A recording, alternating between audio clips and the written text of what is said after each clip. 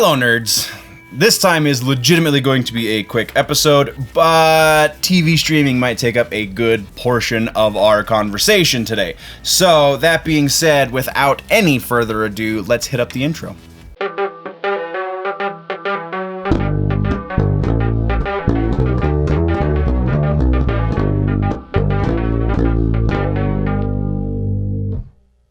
Let's just jump right into the news, shall we? We'll deal with housekeeping in the next episode. Nothing has really changed since the last episode. So let's get into music. And music, we have just one piece. Genesis. That's right. Genesis, the 80s band. 70s and 80s. I'm pretty sure they started in the 70s. Anyway, the Phil Collins era Genesis lineup is reuniting for a tour. This is the first time in over a decade that Phil Collins has played with Genesis, and that's my favorite version of that band. So that's why we're talking. Well, we would have done the other lineup too if they had gotten together for this, because I just like Genesis. Anyway, they're getting together for a tour, but it is right now. It's only about 13 dates, and they're all in the UK, so unfortunately us US fans of Genesis are just gonna have to catch them next time in another 15 years. Kind of sucks, but that is how it sits now. That's not set in stone. It's not guaranteed that that's going to be the only dates that they have. So, but that's the only piece we have for music. Like I said, TV streaming is going to be a bear. So, let's switch over now. In TV streaming, we have the first thing is awesome. I am kind of excited, and by kind of I mean chomping at the bit. Let's get this done already. Excited. This is almost as huge as the Mr. Show reunion with Bob and David series that was on Netflix. This is almost that big. So Kids in the Hall, for those of you that don't know, Kids in the Hall was a Canadian a sketch comedy show that got kind of rebroadcast on. It was originally broadcast on the CBC, and then it got rebroadcast on the Comedy Central, and a few other networks here in the States picked it up for the broadcast rights. Well, they are getting picked back up, this time Amazon, in this era of reboots and reissues and all of this revisiting of our past. I feel like this is a sketch comedy show that deserves to come back. We have the official announcement is bringing us all of the original cast members. So I'm going to read those to you right now. We have Dave Foley, who you will remember. I mean, you'll remember all of these guys from Kids in the Hall, but Dave Foley, I think, is the biggest face because he's friends with Joe Rogan, and also he was on News Radio with Joe Rogan. So Dave Foley, Kevin McDonald, Bruce McCullough, Mark McKinney, and Scott Thompson are all coming back for this reboot over on Amazon. No announcement as far as date goes, nothing like that. Although we do know it is going to be 8 episodes. So the first season of this reboot will be 8 episodes. That seems to be the magic number right now, somewhere around 8 and 10. So it makes sense. That's all we've got, though, so let's move next into an announcement from HBO that's kind of been all over the nerd news headlines. HBO is doing a Last of Us series. So that in and of itself is pretty awesome. If you are a horror gaming fan, then you definitely know about the Last of Us series. The part that you might not know is who's involved in making it. So the main guy, the main writer and executive producer is going to be Craig Mazin, who was responsible for the Chernobyl series. Sorry, first day with the new lips. Chernobyl series. But he is being joined by Niel Druckmann, who created the game. So the guy who's responsible for bringing us this game is also one of the dudes responsible for bringing us the series. So that's not a bad thing at all. Also joining them is going to be Evan Wells and Carolyn Strauss, who are game developing producers over at Naughty Dog, who produced the game. So that's kind of super awesome. So this also in co-production with Sony Pictures Television and PlayStation Productions. So everyone that's involved in the game is also going to be at some level involved with the series. So again, cannot stress how awesome all of that is. This is the first project from PlayStation Productions, so presumably if this goes well, we will be seeing much more from the IPs that the PlayStation branch of Sony has, which also could be an incredible thing. We are looking at they say that the golden age of television was the last decade. I don't think it's gonna end. I think this is so awesome. You just got to get a little bit more selective as your selection broadens, right? Anyway, so that's what we have there. Now we're moving over into a really interesting Netflix announcement. Charlie and the Chocolate Factory is getting two animated series.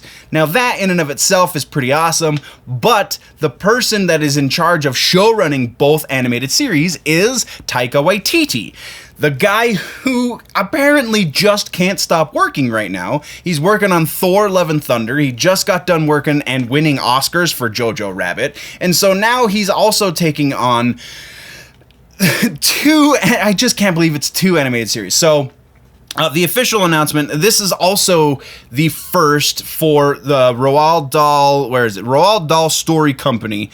This will be the first foray into visual storytelling for them.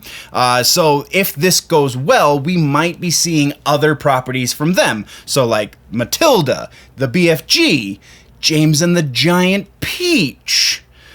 All things that could be getting serialized installments if this does well. And hopefully this does well, because this is a great story. But the first of the two animated series is going to be the first of the animated series is going to be an expansion on the story that we got from Charlie and the Chocolate Factory, the book.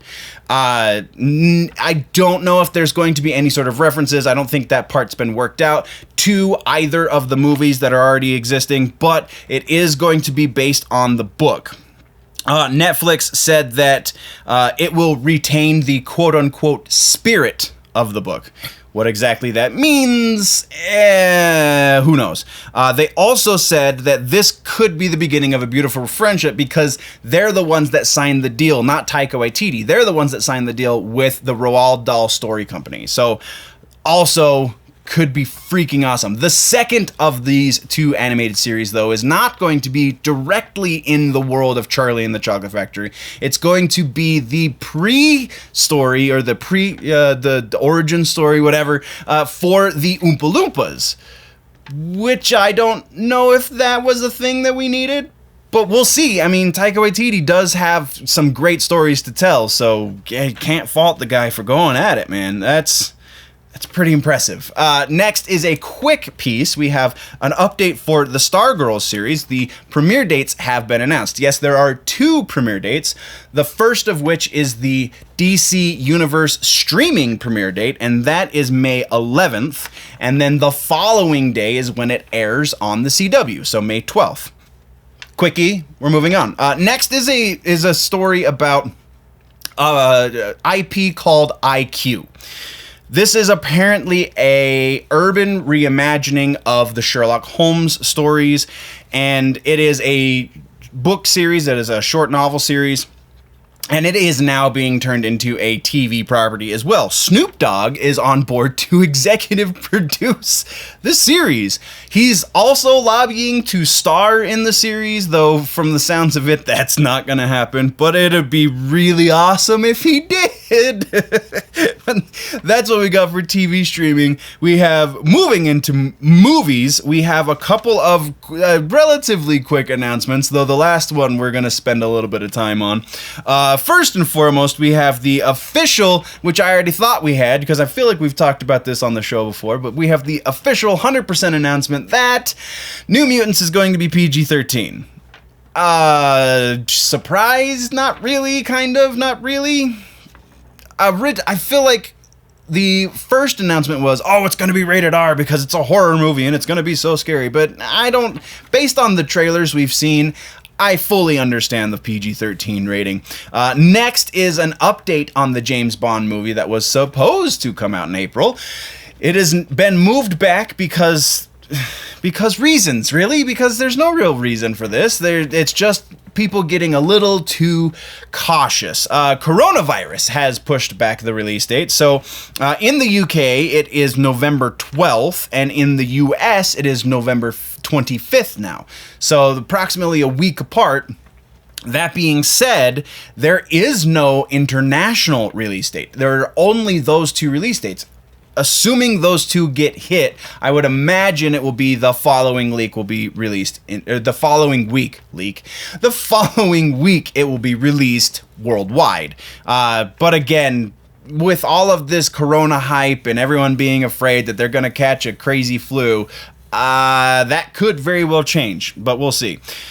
Next is, and finally in movies, is the craziness that are those pictures from Matt Reeves showing us the new Batmobile. So those of you just listening to this episode, unfortunately you can't see what is on the screen right now.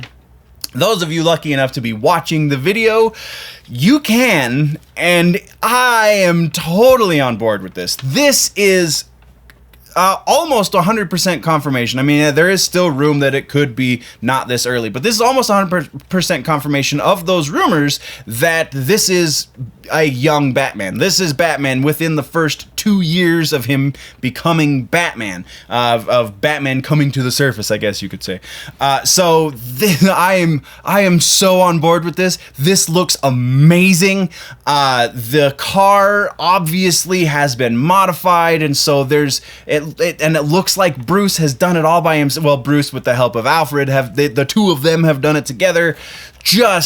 I am so excited about this movie now. Like, not that I wasn't really before, because I'm a huge Batman nerd, but this is just raising that hype level beyond, like, from out of 1 to 10, this is a 50. Like, this is insane. I'm so freaking excited about this. So yeah, Matt Reeves is just showing the world this is how you pay homage, because there's definitely hints of Batman 66 in this muscle car Batmobile that we're looking at. So yeah, that is movies, because I'm just gonna gush more if we don't move on. So let's talk about gaming.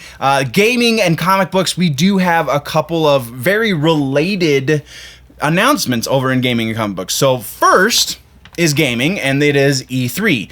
E3 has said that in spite of the coronavirus scare, they will continue as planned in June, at least until further notice. So E3 will happen. We will try and get coverage done for the event. I'm not going to be there. We'll just be watching and doing, probably trying to stream the videos. We'll see if I can get that to work. I just have a horrible history with streaming. So that is gaming. That's all we've got in gaming. Next, we have comic books, and this one literally just changed right before I went to record. So originally, as of yesterday, Emerald City Comic Con was going to continue with their convention. It was just going. They were, we understand people are pulling out, but we have no reason to stop the event. Well, as of this morning, as of filming this, as of March 6th, this morning, they have changed that stance. Emerald City Comic Con has officially been pushed back into the summer, so it is not this year going to be a spring convention. It will be a summer convention. That being said, it sounds like it's because a lot of the heavy hitters started pulling out as well, because Washington State, I guess, is one of the hubs in the United States for coronavirus activity. There's been a lot of outbreaks and things. So yeah, I'd still feel like this is all bluster and no muster. Like, there's not a whole lot there, but they did have Oni Press, they did have Dark Horse, and presumably Marvel and DC were threatening to be pulling out of the convention, so they said, you know what, with all of the big guys pulling out, we probably should just postpone this until things get under control. So smart business decision. I think it's a little silly, but it made more sense for their pocketbooks, right? So that is what we've got for comic books. There wasn't a whole lot to talk about. There's some issues with somebody reading Marvel wrong, saying that Wolverine's gay, and there's a whole big debate about that, but we're not talking about that. That's just ridiculous. So we're moving on. And this time we're moving into the rumor mill. And we've got a couple of things, not anything super substantial this time for rumor mill. First and foremost is Green Arrow and the Canaries, the CW series that may or may not be happening. The rumor says that if it is happening, the decision will be made in May.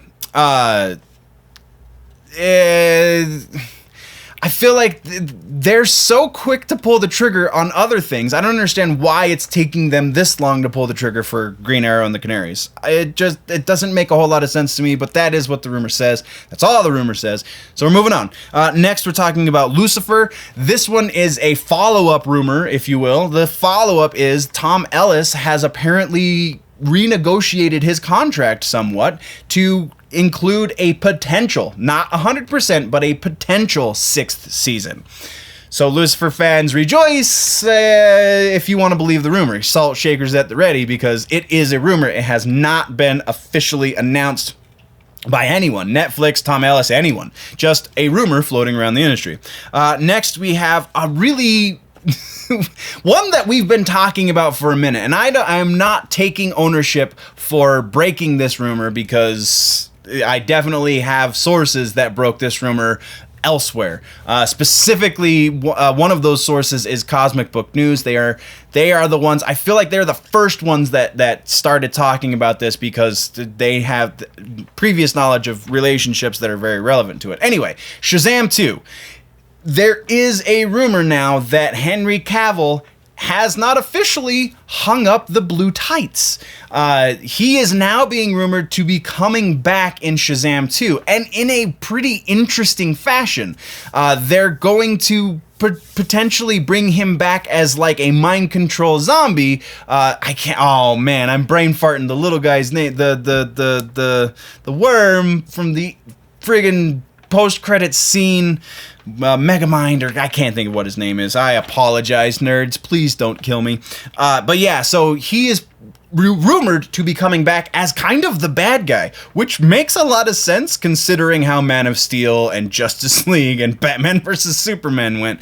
Yeah, Henry Cavill's kind of a bad guy Superman, right? So, yeah, that's pretty freaking awesome. The Rock really might get his wish, like legit get his wish, with Henry Cavill as Superman in the Black Adam movie, if this does well and if this rumor is accurate. So, that being said, we're moving on, and this is another Batman rumor, but it's not the Batman, it's not Matt Reeves' movie. This one has to do with that video game that we've been talking a lot about in the gaming section and in the rumor section, as you will. So, new rumor coming to surface is saying that this game will actually not be an Arkham game, so therefore it would not be a reboot, which kind of completely destroys the previous rumors that we've talked about, if this one's true. But we don't know which one's true, they're all rumors, so we're moving to our final rumor, and this one has to do with some rumored casting and also some leaked set pictures from the new Loki series. Not a whole lot is known about Loki. We do know some things, i.e. Owen Wilson, but we don't know what character Owen Wilson is playing. That's not exactly what we're talking about in this rumor, though. This rumor, we are talking about new set pictures that show us a female Loki, maybe? Could be female Loki, could be Enchantress. Both are options, though some of the rumors are leaning really hard on the Enchantress side of things, because we just got a casting rumor. I don't know if this is an official announcement. I was unable to substantiate it, but there is a rumor that Kaylee Fleming from The Walking Dead has been cast as quote-unquote young Sylvie. No last name for the character was given. So is it Sylvie Lushton, who is Enchantress? If so, then these are very likely adult Enchantress. If not, then these are potentially a female Loki. Both of which have been rumored to be in this series, and both of which actually potentially could still be in this series, but these pictures could be confirming one way or the other. We just don't know which way yet. So that is what we've got for rumors, guys.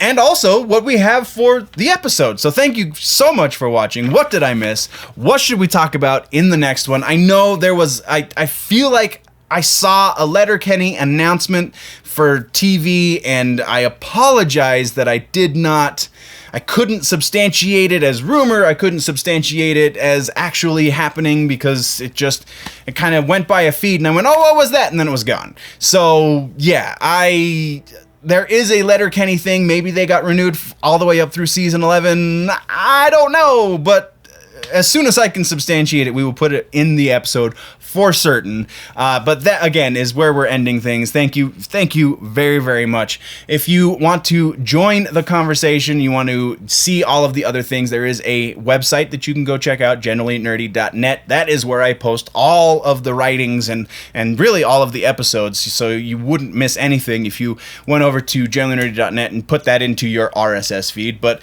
that is that place, and then there is the patreon.com/generallynerdy. That is where you can go support the channel so I can keep the lights running and keep everything going to a presumably a better level once I start getting more patrons. So go check out patreon.com/generallynerdy for more content. While you're here, though, don't forget to hit the subscribe button and the like button if you like what I'm trying to do here. I do put a lot of work in this to the detriment of my girlfriend. So please show me, give me a comment, man. Do you like what's going on here? Do you want to join the conversation? Put that down in the comment section. We will discuss. Before we go, though, guys, always remember, oh hey, and there's like boxes below my face right now where you can click and see things going on the channel. But again, before we go, always remember that if it's generally nerdy, it's probably here.